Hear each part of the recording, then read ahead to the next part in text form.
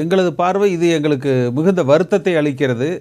1.5 கோடி தொண்டர்களுடைய பிரதிநிதிகளாக எங்களது வாதங்களை இன்றைக்கு நாங்கள் முன்வைத்திருந்தோம். அதேபோல் ஒரு பொதுச் செயலாளராக பொறுப்பேற்க முடியாதவர், ஒரு குற்றவாளியாக இருக்கின்றவர், ஓட்டுரிமை பறிக்கப்பட்டவர் இந்த இயக்கத்தின் பொதுச் செயலாளராக இருக்க இயலாது. அவர் இல்லை என்ற ஒரு முடிவு, அவர் பொதுச் செயலாளர் இல்லை என்ற முடிவை தேர்தல் ஆணையம் எடுத்தால் அடுத்த நிமிடமே திரு தினகரன் அவர்களும் இந்த கட்சிக்கு அப்பாற்பட்டவர் ஆகிவிடுகிறார். அந்த அடிப்படையில் அவர் இந்த இயக்கத்தின் பெயருக்கு பயன்படுத்த முடியாது. இந்த இரட்டை சின்னம் எங்களுக்கு கிடைக்கப்பட்டிருக்க வேண்டும், எங்களுக்கு கிடைத்து இருக்கும். ஆகையினாலே நிச்சயமாக நாங்கள் தொடர்ந்து போராடி இரட்டை சின்னத்தை மீட்டெடுப்போம். அதிமுக அப்படிங்கிற அந்த பேரை கூட பயன்படுத்தக்கூடாது அப்படின்னு சொல்லியிருக்காங்க. இதை எப்படி பார்க்குறீங்க? உங்களோட அடுத்த கட்ட நடவடிக்கை என்னது? இல்லை, நாங்கள் நிச்சயமாக போராடி அனைத்திந்திய அண்ணா திராவிட முன்னேற்றக் கழகம் என்பது புரட்சித் தலைவர் எம்ஜிஆர் அவர்களால் உருவாக்கப்பட்டு அம்மா அவர்களால் வளர்க்கப்பட்ட இயக்கம்.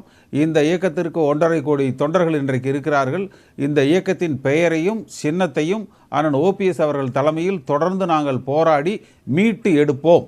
இதே போன்ற ஒரு சூழ்நிலை இந்த இயக்கத்திற்கு 87 89ஆம் ஆண்டு வரை ஏற்பட்டது. அம்மா அவர்கள் தலைமையிலே மீட்டெடுத்தோம். அதே போல இன்றைக்கான ஓபிஎஸ் தலைமையிலே இந்த இயக்கத்தின் பெயரையும் சின்னத்தையும் நாங்கள் மீட்டெடுப்போம். தொடர்ந்து நாங்கள் போராடுவோம்.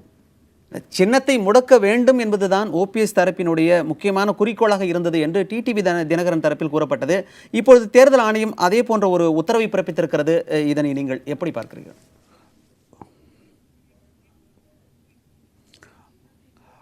இனிமேலாவது திரு தினகரன் அவர்கள் பொய் சொல்லுவதை முதலில் நிறுத்தி கொள்ள வேண்டும்.